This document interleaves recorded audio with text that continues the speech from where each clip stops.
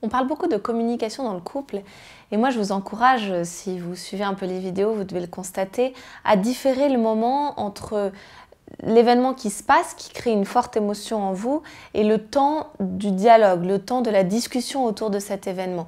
Voyez, ne pas parler sur le coup. Alors, il y a des couples qui vont me dire « Ah non, on a besoin de se dire ça tout de suite, de parler tout de suite pour qu'ensuite on soit libéré, on évacue tout ça. » Et en fait, pourquoi je vous propose plutôt de différer ce moment de la communication par rapport au moment de la forte émotion, c'est que l'émotion, et ça c'est prouvé scientifiquement, envahit notre esprit. C'est très compliqué d'arriver à mentaliser, ce qu'on appelle la mentalisation, c'est d'arriver à réfléchir, à avoir du recul sur la situation quand je suis dans l'émotion. En fait, on est inhibé, on n'est pas raisonnable. C'est compliqué d'arriver à raisonner quelqu'un qui est sous le coup de l'émotion. En général, on y arrive quand on a pris un peu de recul, un peu de distance.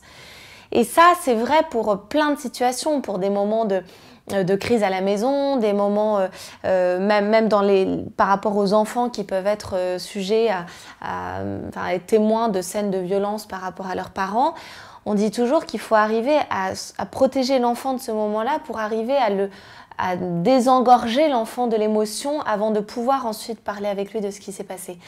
Donc pour le couple, c'est pareil. Et c'est vraiment ce moment où on diffère est très important, même si vous avez besoin de sortir les choses sur le coup. Ça vous soulage peut-être, mais en réalité, je pense que la réflexion est meilleure quand vous n'êtes plus pris par cette émotion envahissante.